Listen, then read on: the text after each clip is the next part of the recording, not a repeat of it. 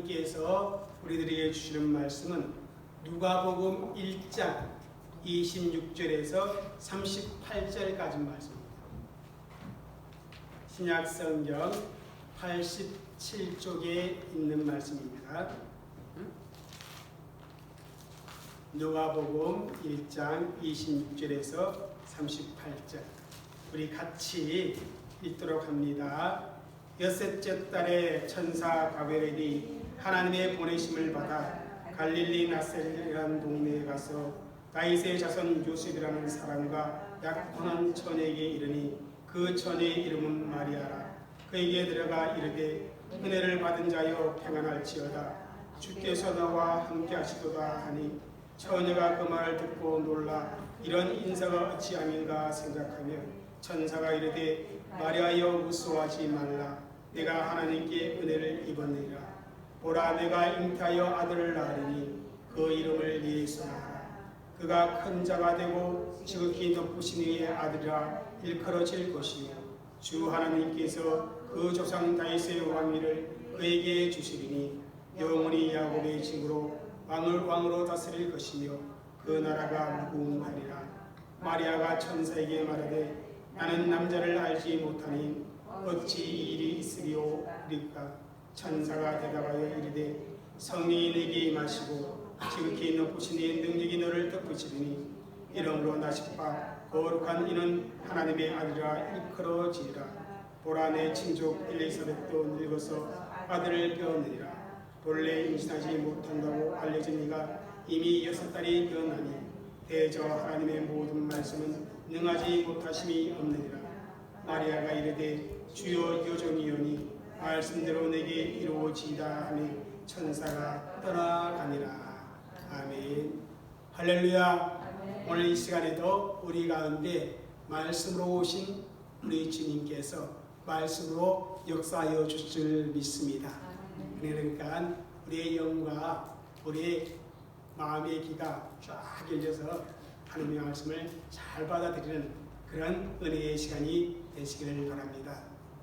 여러분, 오늘은 성탄절을 5일 앞둔 대강절 네 번째 주일로 우리가 지키고 있습니다. 이 대강절에는 우리가 2000년 전에 이 땅에 오신 예수님만을 기억하는 것이 아니라 오늘의 나의 삶 속에 찾아오신 그 예수님을 마음의 문 밖에 서 계시도록 그렇게 두는 것이 아니라 내 삶의 중심에 모시고 주님과 함께 살아가는, 그러면서도 다시 오실 예수님을 우리가 갈망하며 준비하는 그런 삶의 모습을 보여야 하는 것이 이 대강절이라 그렇게 말씀을 드렸습니다. 오늘날 이 땅의 첫 번째 성탄의 통로가 되시는 우리 마리아의 모습 속에서 오늘은 우리의 믿음의 자세를 다시 한번 가다듬을 수 있기를 바라면서 말씀을 전하고자 합니다. 설교 제목은 이것입니다. 함께 읽겠습니다. 시작. 첫 성탄절의 통로가 된 마리아. 첫 번째 성탄절이 이 땅에 있을 수 있도록 통로가 된 예수의 어머니 마리아. 그 마리아의 믿음의 모습을 우리가 한번 살펴보면서 우리도 그러한 믿음의 모습으로 이 세상을 살아가기를 소망합니다. 여러분, 보통 예수님의 어머니 마리아에 대해 천주교와 우리 개신교가 가지고 있는 생각이 좀 다릅니다. 천주교에서는 마리아를 너무너무 높입니다. 그래서 심지어 그분을 경배와 숭배의 대상으로 삼으려고 합니다.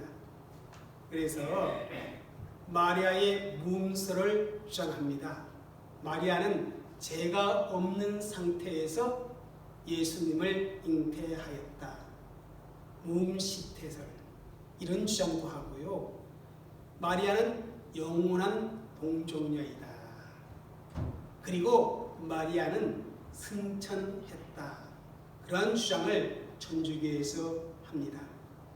그러나 여러분, 이런 주장들은 비성경적이고 잘못된 주장입니다.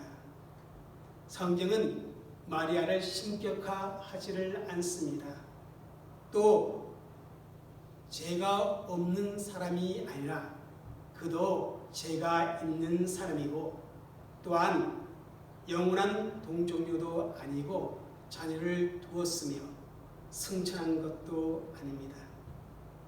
그에 비해 우리 개신교는 마리아 숭배를 경계한 나머지 마리아에 대해 너무 무관심하다라는 것입니다. 그래서 마땅히 본받고 따라야 할 마리아의 믿음의 결단과 헌신마저 우리는 놓칠 때가 있습니다. 우리가 이 대강절 절기에 마리아에 대해 기억해야 할 것은 마리아는 첫 성탄절이 이 땅에 있게 한 통로로 하나님 앞에 쓰임을 받은 놀라운 믿음의 사람이었다는 것입니다. 하나님은 마리아를 통해 이 땅에 온 세상의 구세주 예수 그리스도를 보내주셨습니다. 오늘 읽은 성경 본문이 바로 그런 이야기입니다. 오늘 성경을 보면 하나님께서 천사 가브리엘을 이 땅으로 보내실 메시아, 그 예수님을 잉태할 여인을 찾아가도록 명하셨습니다. 그런데 뜻밖의 하나님의 명을 받고 이 땅에 온 천사 가브리엘은 정통 유대교의 본산지인 예루살렘으로 가는 것이 아니라 이방 지역 갈릴리 나사렛 동네에 이름도 알려지지 않은 그러한 처녀 마리아에게 찾아갔다라는 것입니다. 여러분, 당시 신앙의 도시인 유대 땅 예루살렘에는 유대교의 엄격한 종교적인 훈련을 받은 훌륭한 신앙의 가문의 출신의 그런 믿음 좋은 처녀들이 얼마나 많았겠습니까? 그런데 하나님은 그들 가운데 예수님을 잉태할 그런 사람을 찾지 아니하고 나사렛 동네에 사는 처녀 마리아를 선택해서 이 땅에 예수님을 보내주셨다라는 사실입니다. 여러분, 수많은 처녀 가운데 마리아가 첫 성탄의 통로로 선택받은 이유가 무엇입니까? 그것을 오늘 본문에서 보여주고 있습니다.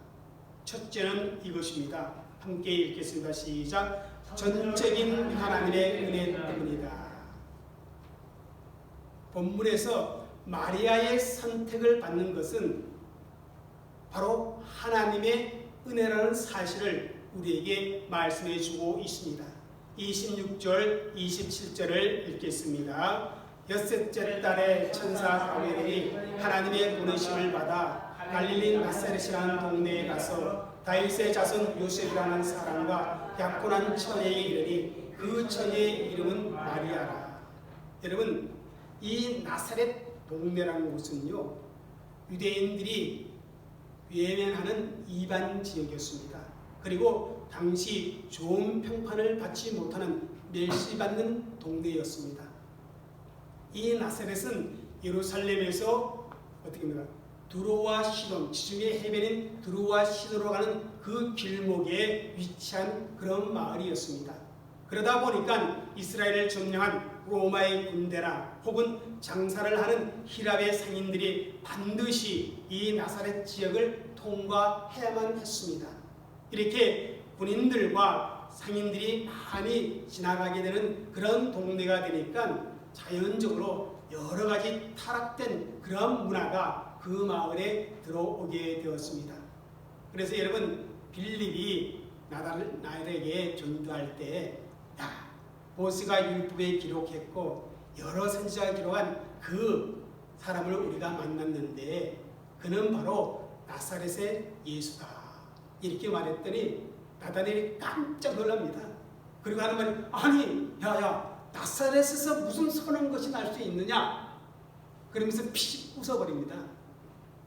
그만큼 나사렛이라고 하는 이 지역은 도덕이나 윤리적으로 또한 종교적으로 질이 좋지 못한 그런 동네라는 것입니다. 여러분, 하나님께서 예수님의 탄생을 위해 유대 지역이 아니라 이방의 갈릴리 지역에서 그 중에서도 별로 평판이 좋지 않는 멸시받는 나사렛 동네에 사는 그런 마리아를 선택했다는 것은, 그것도 교육을 받지 못한 처녀를 선택한 것은 전적으로 하나님의 은혜라, 그렇게 말할 수밖에 없습니다. 28절 29절을 읽겠습니다. 시작. 그에게 들어가 이르되 은혜를 받은 자여 평안할지어다. 주께서 너와 함께 하시도다 하니 처녀가 그 말을 듣고 놀라 이런 인사가 어찌함인가 생각하며, 천사 가브리엘이 마리아를 방문해서 이렇게 말합니다. 은혜를 받은 자여 평안할지어다. 주께서 너와 함께 하시니라. 그렇게 인사를 합니다. 그런데 그 인사를 들은 마리아가, 아니 이런 인사가 무슨 의미지?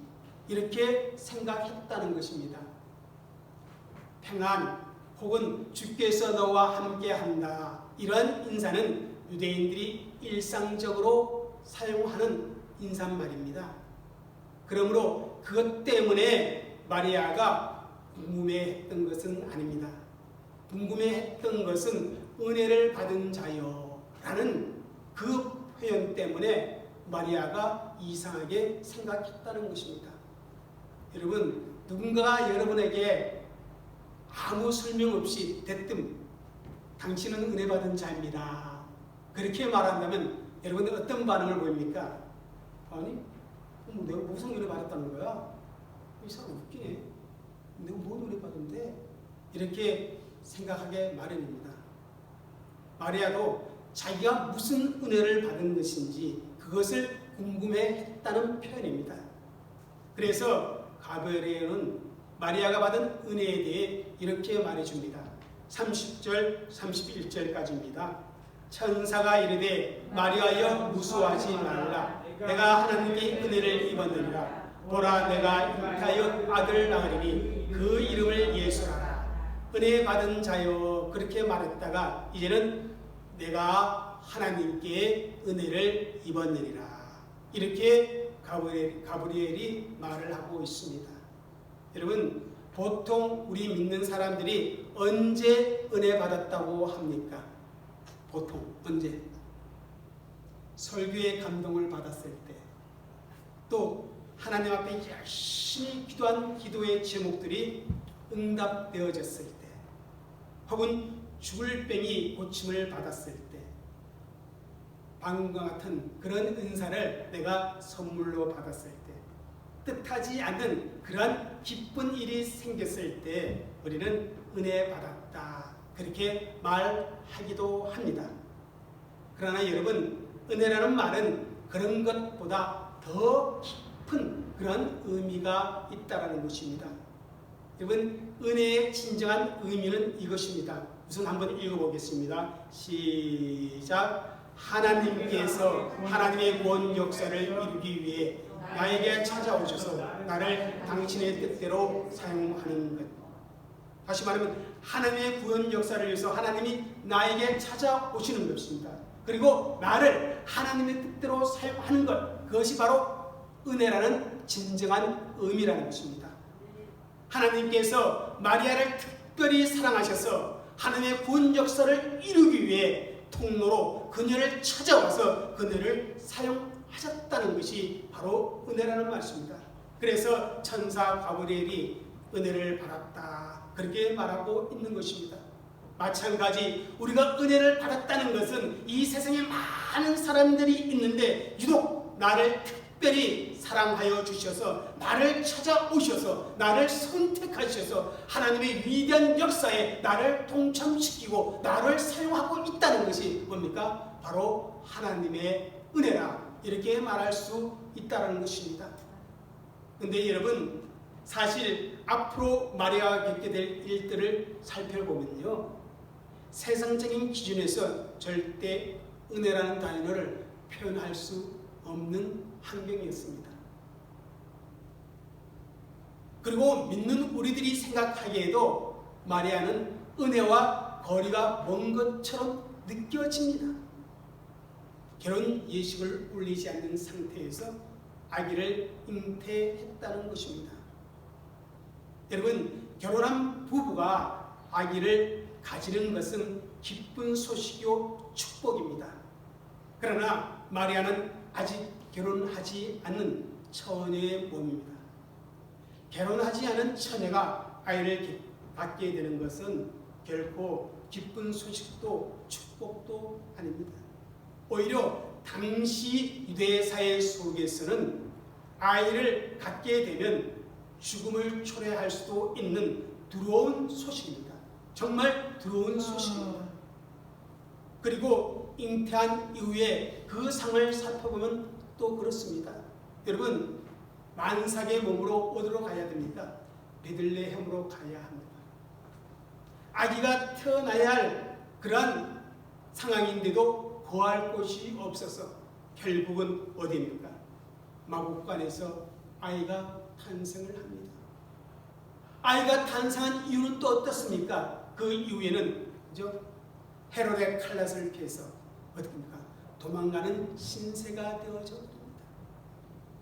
그리고 그 후로 겪어야 할 엄청난 일들을 생각해보면, 다시 말하면 아들이 사역할 때 귀신 들렸다, 미쳤다 그런 소식을 들어야만 했고, 그리고 그런 아들이 가리워서 그 아들을 찾아왔었던 적도 있습니다.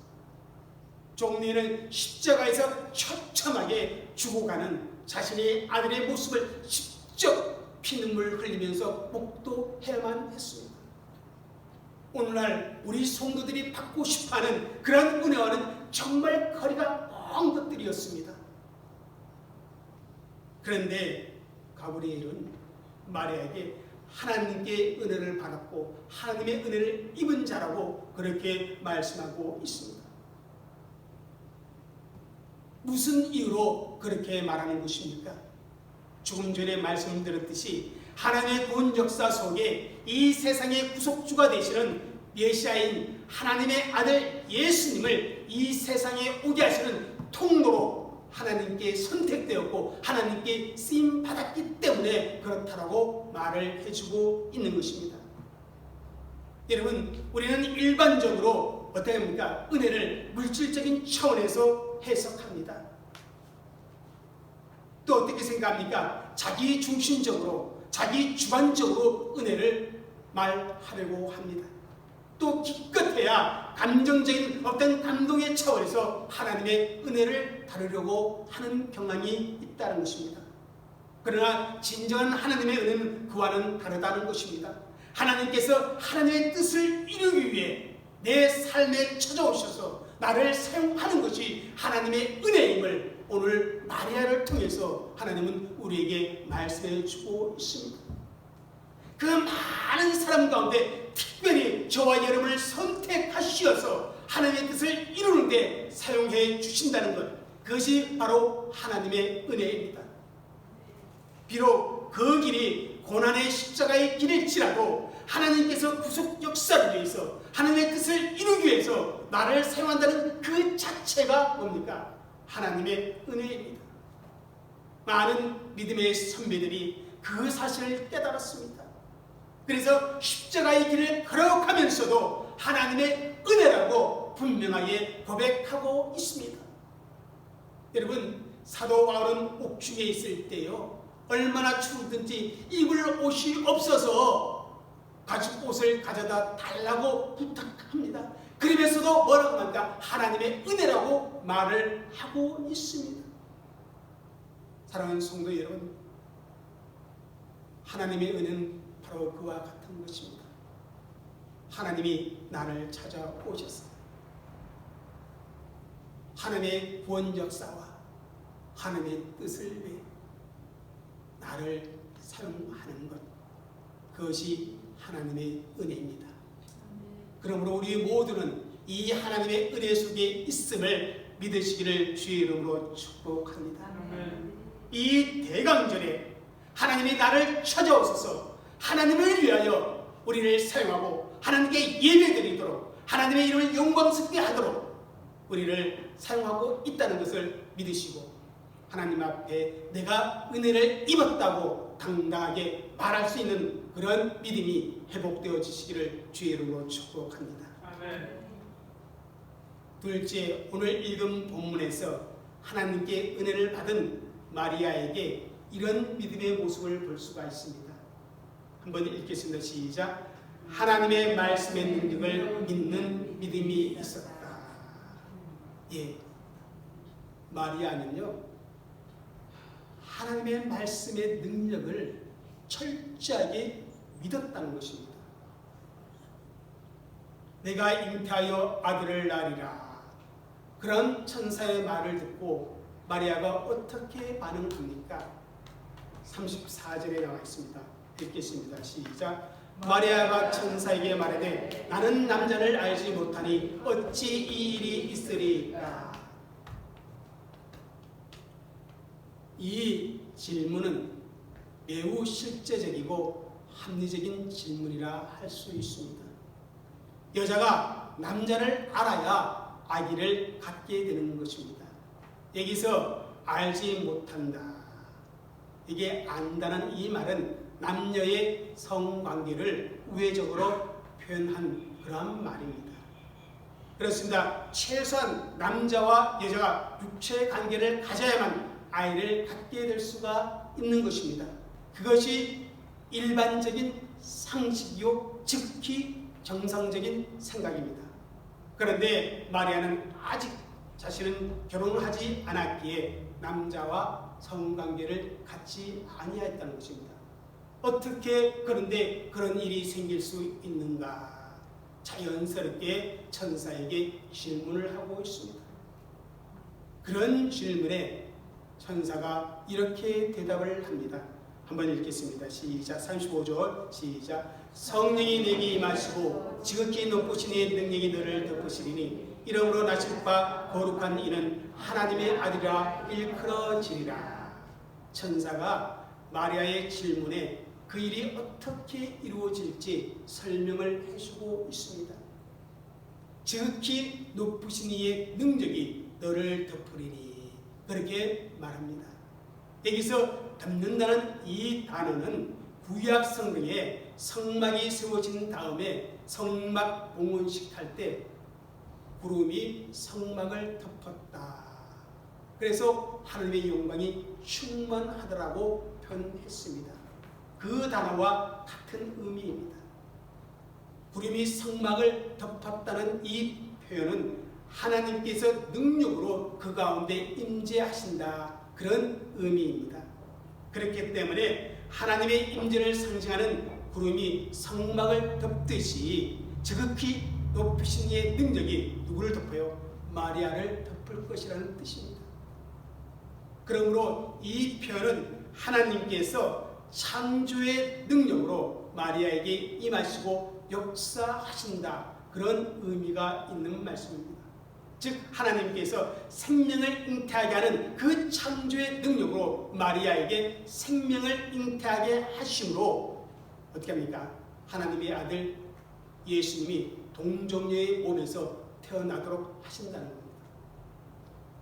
하나님은 죄가 없으면서도 완전한 인간이어야 하는 그 구속주로서의 자격을 충족시키기 위해서 바로 이와 같은 방법으로 예수님을 이 땅에 보내주셨습니다.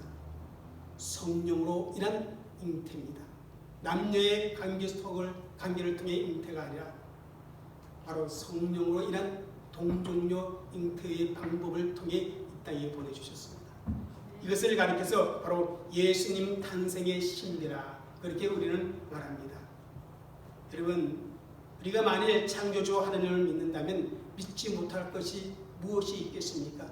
우주를 만드시고 지구를 만드시고 그 안에 사람을 만드신 분이 하나님이십니다. 그 하나님께서 못할 일이 무엇이 있겠습니까? 창조주 하나님을 믿는다면 모든 것을 다 믿을 수가 있는 것입니다. 창조주 하나님을 믿지 못한다면 다른 어떤 것도 믿지 못하는 법입니다. 가브리엘은 마리아에게 분명한 믿음을 심어주시기 위해서 엘리사벳의 예로 이야기를 해줍니다. 엘리사벳은 원래 아이를 갖지 못한 사람이었습니다. 그런데 늙은 나이에 하나님의 능력으로 말미암아 아이를 가지게 되었고 6개월 전에 잉태했다라는 사실을 말해줍니다. 그러면서 가브리엘이 37절에 이렇게 말합니다. 함께 읽겠습니다. 시작. 대저 하나님의 모든 말씀은 능하지 못하심이 없느니라. 하나님의 말씀엔 능하지 못함이 없다라고 분명하게 천사가 말합니다. 그렇습니다. 여러분, 상식과 과학적으로 가능한 것만 믿으면 그 믿음은 온전한 성도의 믿음이라 그렇게 말할 수가 없습니다. 신앙은 상식과 과학을 포함시키기도 하지만은 상식과 과학을 초월할 수도 있다는 사실을 우리는 인식하고 있어야 합니다. 하나님 안에서는, 하나님의 말씀 속에는 불가능이 없다는 그 사실을 믿는 믿음이 진짜 믿음이라는 사실입니다. 여러분, 성경을 보게 되면 과학을 무시하지 않지만은 과학을 초월하는 일들이 얼마나 많이 기록되어 있는지 모릅니다. 또 우리 성도들의 신앙생활 속에서도 과학으로 증명되기 어려운 일들이 얼마나 많이 일어나는지 모릅니다. 여러분, 과학이라고 하는 것은요, 하나님이 만들어온 우주의 법칙 속에서 인간이 발견한 것에 지나지 않습니다. 인간이 발견하지 못한 하나님의 법칙이 아직도 무궁무진하게 많다고 할 수 있습니다. 때문에 내가 이해할 수 없다고, 내가 납득할 수 없다고 그것이 거짓이라 그렇게 생각해서는 아니 된다는 사실입니다. 가브리엘이 하나님의 모든 말씀은 능하지 못함이 없다 그렇게 말하자 마리아는 이렇게 응답을 합니다. 38절 읽겠습니다. 시작. 마리아가 이르되 주의 여종이니 말씀대로 내게 이루어지이다 하며 천사가 따르니라. 마리아는 하나님의 말씀은 능하지 못함이 없음을 지금 믿음으로 고백하고 있다는 것입니다. 하나님이 말씀하시면 분명히 메시아가 자기를 통해 얼마든지 잉태하리라는 그러한 사실을 마리아는 믿었다는 것입니다. 사랑하는 성도 여러분, 우리에게 이와 같은 하나님의 말씀을 그대로 믿는 그런 믿음이 있으시기를 주의 이름으로 축복합니다. 정말 성탄의 기적은요, 하나님의 말씀을 그대로 믿는 마리아의 믿음을 통해서 가능해진 것입니다. 오늘 우리의 삶의 놀라운 기적은 어디에서 일어나겠습니까? 나의 지극히 정상적이고 이성적인 삶을 통해서 일어나는 것이 아니라 내가 하나님의 말씀을 믿는 그 믿음 속에서 우리의 삶에 놀라운 기적의 역사가 일어난다는 사실을 여러분 기억하시기를 바랍니다. 사랑하는 성도 여러분, 이 대강절에 다시 오실 주님을 바라보며 예수님의 재림을 준비하며 기다리는 그런 삶을 사는 절기라고 합니다. 이 대강절 절기에 예수님의 다시 오심의 약속의 말씀, 새 하늘과 새 땅이 나를 위해 준비되었다는 약속의 말씀, 우리가 살고 있는 이 우주가 모두 불에 타 소멸하리라는 말씀, 그 말씀을 믿는 믿음을 통하여서 새 하늘과 새 땅에 들어가는 천국의 기적을 경험하는 저와 여러분이 되시기를 주의 이름으로 축복합니다. 아멘. 마지막으로 오늘 본문에서 마리아의 이런 신앙의 모습을 볼 수가 있습니다. 같이 읽겠습니다. 순종과 헌신의 신앙을 볼 수 있다. 예, 그렇습니다. 믿음의 여인 마리아는 자신이 아기를 갖게 될 것이라는 그런 하나님의 말씀에 순종하고 자신의 삶을 하나님의 본 역사를 위해 기꺼이 넣어드렸습니다. 천사 가브리엘이 마리아에게 수태고지를 하자마자 마리아는 이렇게 말합니다. 주의 여종이오니 말씀대로 내게 이루어지이다. 이게 마리아가 나는 주의 종입니다. 이 고백은요, 마리아의 믿음 수준을 그대로 나타내 보이는 겁니다. 여러분, 종은 주인의 명령에 순종하는 사람입니다.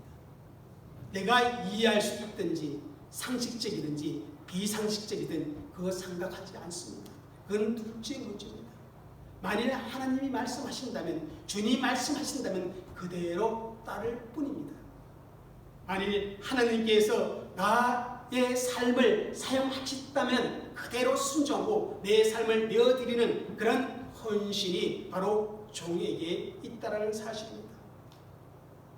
여러분, 하나님의 종이라 그러한 자기 정체성은요, 바로 이런 순종과 헌신을 통해서 나타나는 것입니다. 여러분, 종혼한 처녀가 결혼하기도 전에 아이를 갖는다는 것은 약혼자와 파혼을 의미합니다. 그래서 그 사이에 발붙일 수 없는 그런 비난의 대상이 되고 맙니다. 뿐만 아니라 유대의 율법적 상황에서 보면 돌에 맞아 죽을 그런 죽음을 의미합니다. 그러한 상황을 마리아는 잘 알고 있었습니다. 그럼에도 불구하고 나는 주의 종이옵나이다. 말씀대로 내게 이루어지기를 원합니다. 라고 고백하고 있다는 것입니다. 사랑하는 성도 여러분, 대강절 이 기간에 하나님은 지금도 믿음을 가지고 순종과 헌신의 결단을 하는 그런 사람을 찾고 있다는 사실을 여러분 기억하시기를 바랍니다. 하나님의 뜻이 내 인생 가운데 개입하여 들어올 때에 마리아처럼 정말 믿음으로 하나님의 뜻을 받아들이고 순종하며 헌신할 수 있는 그런 성도들이 되시기를 주의 이름으로 축복합니다. 그런 성도들을 통해서 하나님의 뜻과 구원의 역사는 오늘도 이 순간에도 이곳에서 시작되어진다는 사실입니다. 여러분, 마리아는 당시 알려지지 않은 시골의 무명소년이었습니다. 당시에 보통 여자들이 그랬듯이 마리아도 많이 배우지 못했을 것입니다. 조만간 종혼한 요셉과 결혼해서 갈릴리 지역 어느 산골 마을에서 그저 평범하게 살아갈 그런 사람이었습니다. 정말 사람 눈에 띌 만한 그런 특별한 모습은 아무데도 찾아볼 수 없는 그런 처녀였습니다. 하지만 하나님께서는 마리아에게 하나님의 말씀을 믿는 그 믿음과 그 순종과 그 헌신을 보셨다는 것입니다. 그래서 마리아를 찾아가서 그를 통해서 이 땅에 예수님을 보내주셨습니다. 사랑하는 성도 여러분, 이 대강절 절기에 하나님의 말씀의 능력을 믿고 철저하게 하나님의 말씀에 순종하고 헌신하는, 그래서 정말 하나님의 은혜로 살아가는 우리 성도들이 되시기를 주의 이름으로 축복합니다. 기도하겠습니다. 우리 이 시간 함께 기도합시다. 하나님, 마리아의 그 믿음과 그 순종과 헌신, 하나님의 은혜를 입은 마리아의 모습이 하나님 내게도 있게 하여 주옵소서. 내게 그런 믿음과 그런 헌신과 순종이 있게 하여 주옵소서. 우리 이 시간의 말씀을 기억하면서 함께 기도하는 시간을 갖도록 합니다.